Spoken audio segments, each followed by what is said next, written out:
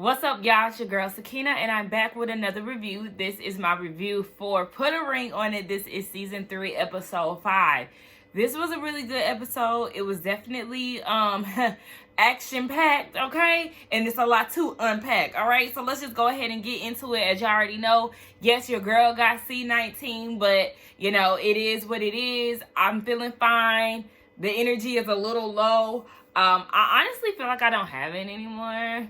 I said that I was going to try to get a test. I was probably going to try to take another test later today, honestly, because I am feeling fine. I'm just still tired with an occasional cough. I mean, if y'all seen my Ready to Love review, then y'all already know that. But, yeah, I'm fine. Just the energy a little low because your girl is tired. I've been spending these last couple days, because I found out on Thursday. So I've been, like, you know, pretty much sleep. And like trying to do reviews. I was trying to do reviews, but I just could not bring myself to do it. Like, I don't know, I kept messing up and stuff, and I was like, okay, obviously my energy is not there. I can't focus. Let me just go ahead and just relax and leave it alone. How them lashes get on the floor? I found out it's a ghost in here. Anyway, yeah, let's just go ahead and get into this review, because like I said, it's definitely a lot. So it picks up where it left off last week. And did y'all hear them sirens being played in the background for the music? Before the scene started, I said, all right, y'all doing a lot on. Production is very extra for that.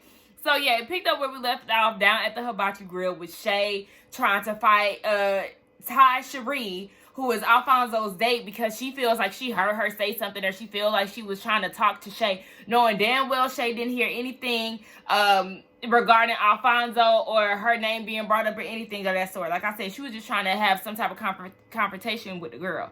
So, in Alfonso's confessional, he was saying that Shay is overreacting, and we know that she's a jealous person. But I was with Ty Cherie. Baby, why did you join the show if you can't handle these type of situations? Like, you have to have some type of control, Shay. She was doing too much. So Shay and Alfonso, they walk out, and then Shay goes and says, you better tell that hoe I can fight for real. But why was you trying to fight? That's the question, because sis was not giving you that energy.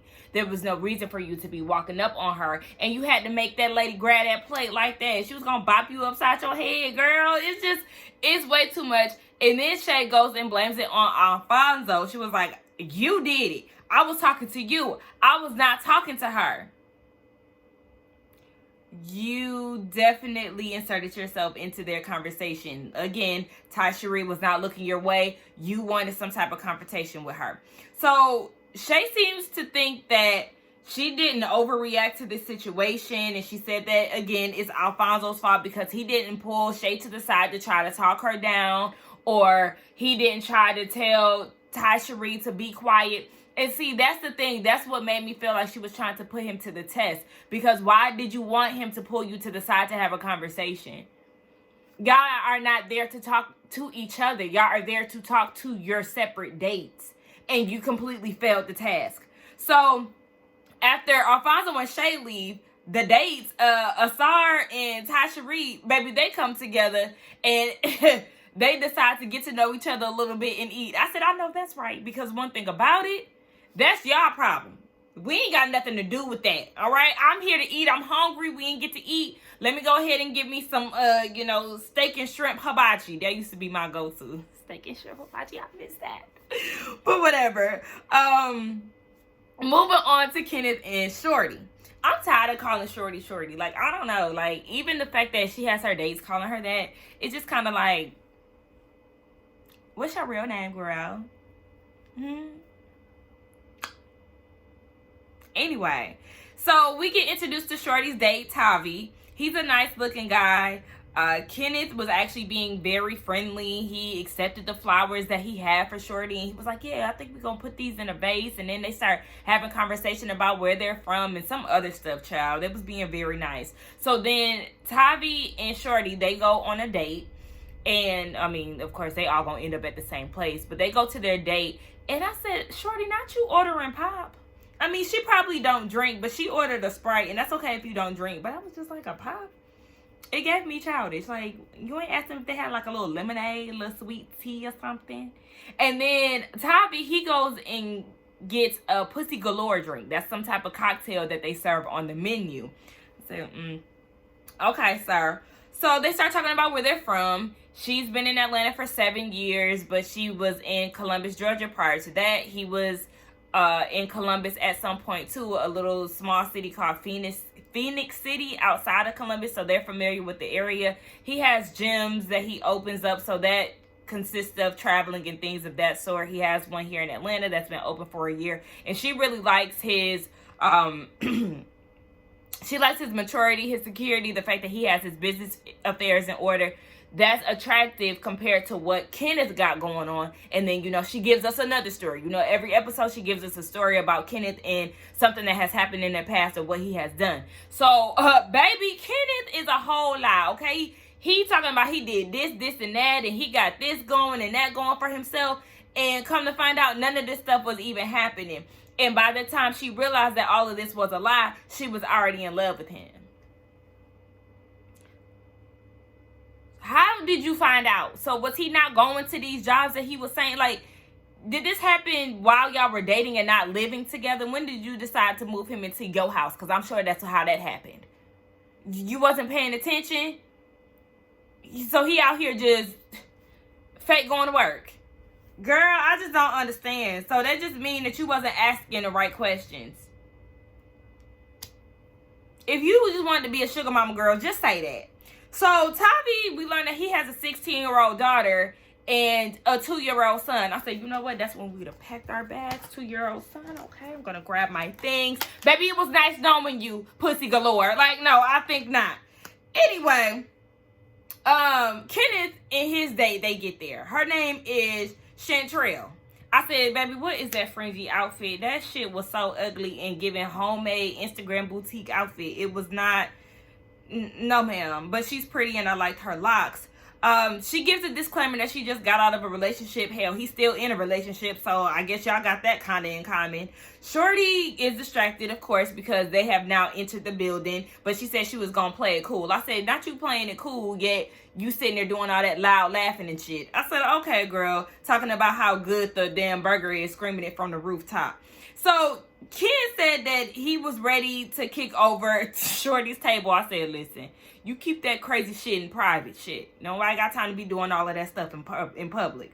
So Chantrell, his date, she started talking about her love life and how she ended up being a bartender at a club, and she was asking him if he goes out, and he was like, yeah, I used to go out, and he basically made it seem like it's something that he still wants to do, but he's a workaholic and he has to separate that from his life. Here he go lying again. You're a workaholic. Well, not according to your girlfriend. Ooh, just be lying. So Chantrell said, well, you got a distraction right here. No, ma'am, actually the distraction is right behind y'all. That you keep turning around and looking at. That's the distraction. He ain't worried about you. He worried about the real distraction. His girlfriend, why I'm having a hard time saying distraction. Girl, get it together. His girlfriend is behind him with a whole nother man. Girl, he ain't think about you. Shit. So then she keeps looking back at Shorty, and it was very irritating. Why are you making contact with her? You don't even know this lady. You're too pressed about somebody that you don't know. If anything, Ken should be looking back more than you are. Ooh, it was getting on my nerves. I peeped that Tavi has a second date coming along because he has a confessional. And Shorty is saying that she's very attracted to his ability to make her feel comfortable in a situation like this. So then Chantrell is saying that Kenneth is mature and he knows what he wants. Stop doing this, ladies. Just people in general. You don't know him. Stop talking about how mature he is and he got it all. The other day prior to her, she was saying that, you know, he seems like the total package and all this. Y'all stop making these assumptions, because if you really knew the real him, you would know that he's crazy as hell. Okay? Like, it's mind-boggling how people can just speak so comfortably on people that they don't even know, or just on the first name basis. Like, stop that. So we learned that Kenneth has a 7-year-old daughter from a prior relationship, and at this point, Chantrell is seeing that there's something missing and he's not fully committing. And she says that you got to have a wifey and your fun girl all in one. And at this point, it has Ken thinking, you know, what his future is going to look like, you know, if this is something that he really wants. Now, Shorty left, and because her date left, now Chantrell kind of wants to get into, like, the real reason why he's here. And he was like, I mean, I just feel like I might be in denial about, you know, what is ultimately bringing me happiness. Okay. She wants a second date, but she ain't going to get it, basically. Moving on to Dr. Nicole doing the second house visit with Shay, child. Shay feels like she was getting out of character, and she wouldn't typically act this way. But when Dr. Nicole told y'all that y'all were going on double dates, you was ready to show your ass. So you were definitely prepared to act a damn fool. She said that she was annoyed at how they ignored her. And Dr. Nicole is like, but see, sis, you failed the mission because the whole thing was to allow him to play it out and see how he was going to react during this situation, so you can collect all the information that you needed to tell you what y'all needed to do moving forward in this relationship. And she was like, I mean, if you would have sat back and just watched, baby, you would have got the answers that you wanted. Does that scare you? And Shay was like, yes, that scares me because I know once I leave, then that's it. I'm never looking back. But knowing that she actually came back, it's kind of like, are you really done? Or are you just scared that you're going to be on this continuous roller coaster? Because you make it seem like once you leave, it's just done. But you had already left before and then you came back. So, I don't know. She then realizes that she's sabotaging herself. And Dr. Nicole is like, okay, but he took the ring back. Like, fill me in on that. What happened with that? So, Shay, and I was confused on this because one minute she said the day before, and then under the same breath she said hours before they got married or were going to get married, because they were going to do the whole courthouse situation, and hours or a day before all of this happened, and that's when the girl had reached out to Shay online and was saying that, you know, this man is the love of my life. So they end up going forward with it anyway. Like, yeah, I guess this didn't make a difference. They were in Vegas and they were going to go ahead and tie the knot, but they learned that they had to have a Vegas resident sign the papers or officiate the wedding, whatever the case may be. So, you know, they were still engaged even though they went through with the ceremony. So they decided to have an engagement party and doing all of this. But in the midst of all of this, that's when the family issues came about, the baby mama family trips and all this other shit. And she was just like, you know what? I can't do it. She left him, and yeah, they end up separating for 2 months. And she said that her life was good, but she was missing him. So she came back 2 months afterwards. And Dr. Nicole was like, yeah, that's why you're angry. This would explain the reason why you're angry, because she's back into this cycle with him. Like, she got back into it and she's going through the same shit that she was going through with him beforehand. And Dr. Nicole was like, that's because you didn't negotiate any terms of agreement, sis. You came in here expecting nothing. You didn't set any boundaries. You didn't tell him, look, this is what I want the relationship to look like between us.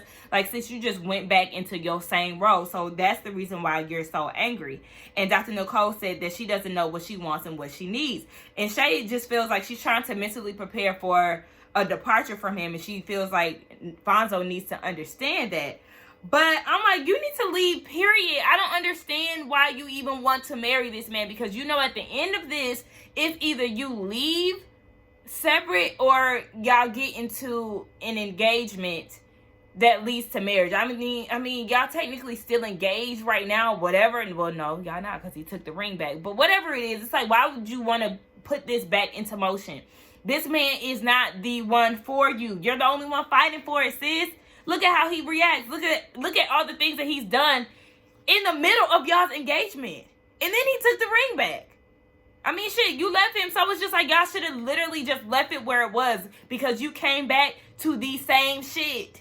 He wasn't trying to improve, and he doesn't feel like he has to. And I'm going to tell y'all that in a minute, because the men meet up and they start talking about, you know, just this whole process, saying yes, getting down on bended knee and things of that nature. Kenneth is saying that he's ready to get down on bended knee, but he feels like Shorty is going to reject him. And Alfonso offers some advice and says that he needs to work on himself. He needs to get himself together first. I said, oh, Not you saying that, the right message, the wrong messenger. Like, you don't have any space to say that, because are you improving yourself? Are you getting yourself together? But really, Alfonso was speaking from a financial point. He said he feels like because Shorty is making more money, then she feels like she could just talk to him any old kind of way. And I said, no, it's not just the finances. It's the fact that he lies, okay?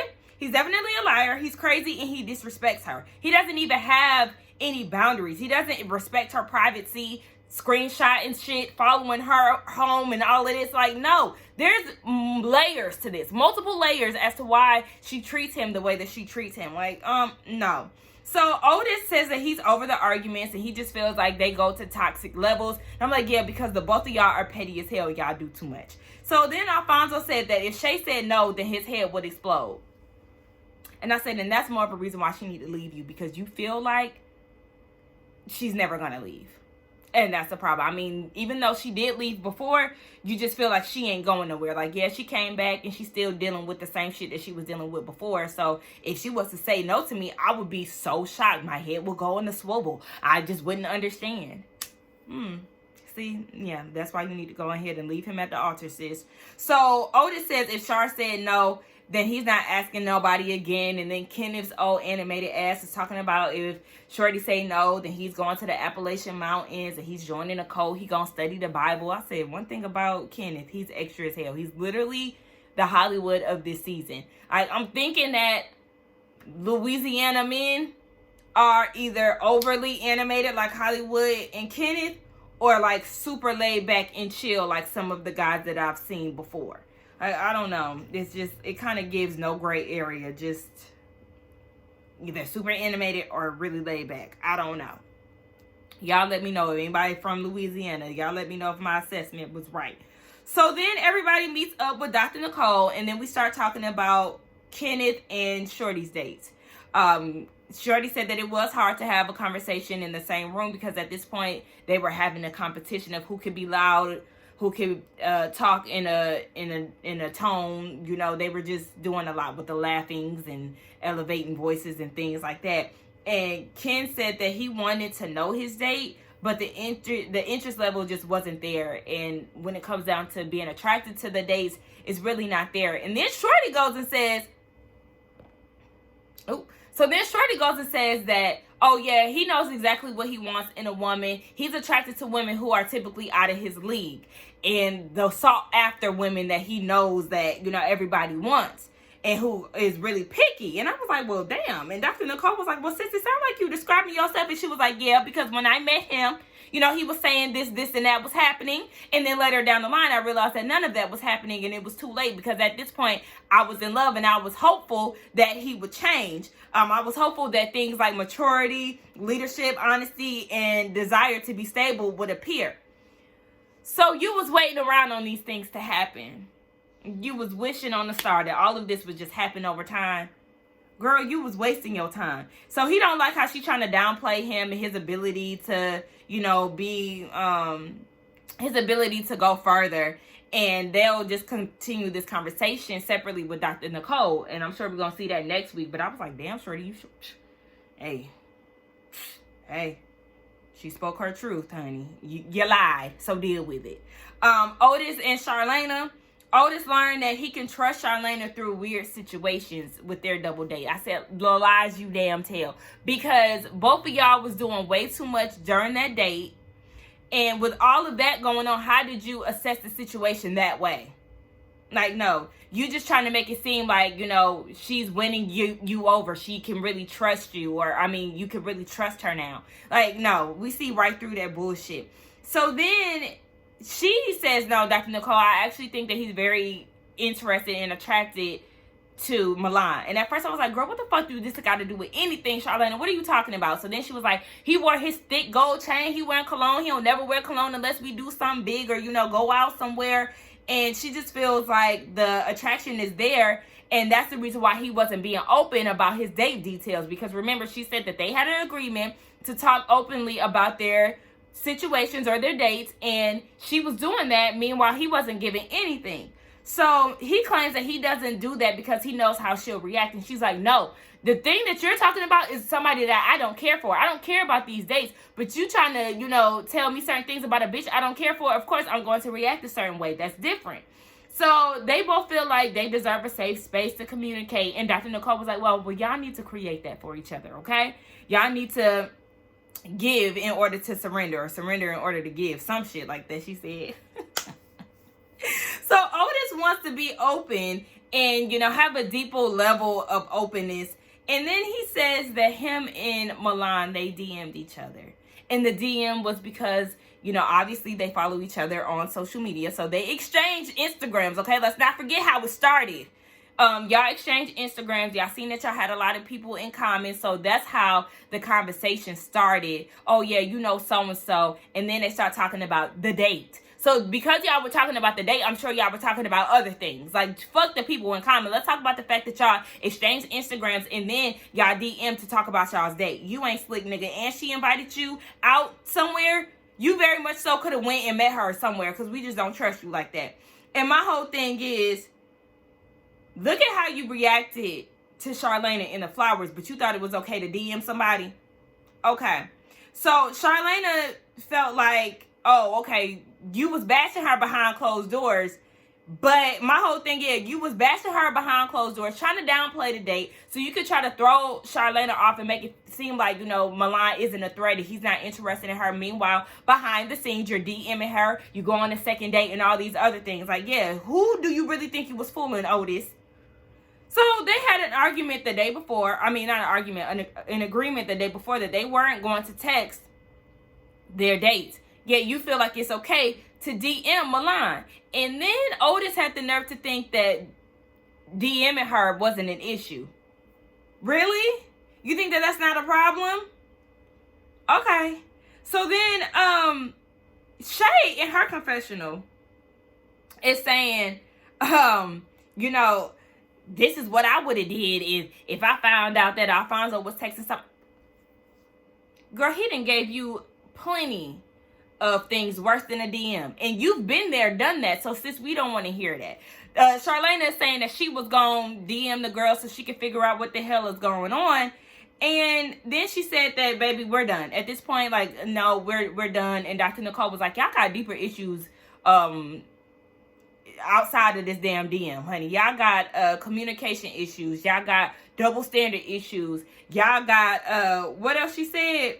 Accountability issues. Like, yeah, Charlena, she really didn't want to talk about her date, but she was like, yeah, I told y'all I liked, how smart he was interesting, but as far as Otis and Milan, I wasn't studying them.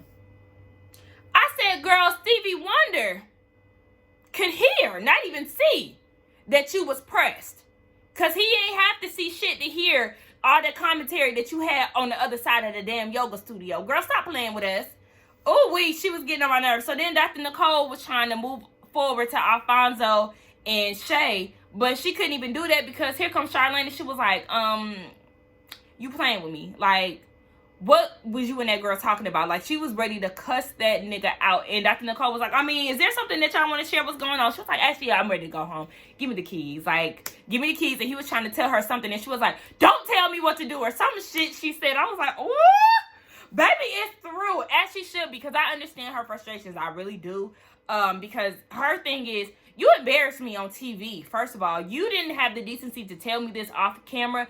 You allowed me to find this out amongst the people of the world, okay? The people who watch on. The people on this damn TV. The people in this damn circle. Like, you embarrassed me. I think not. And I don't blame her because I don't play that type of shit either. Like, dead ass do not embarrass me. Like, I will be ready to set it off. Like, don't play with me. So I feel her 1,000%. But girl, you was interrupting the class. But we see next week she end up leaving, and she said that she's done. I hope that she really is done. Like, leave him, because he is definitely full of shit. There's no reason that y'all should stay together, because I do feel like he's dangerous. Like, he's scary. He scares me, and I'm not even flexing. Him and Kenneth, they scare me a whole lot.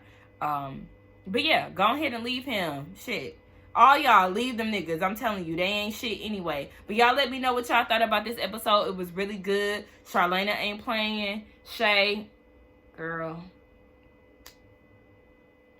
Shorty, girl. Let's get down in the comments. Don't forget to like, comment, and subscribe to my channel. And I will see y'all in the next one. Bye.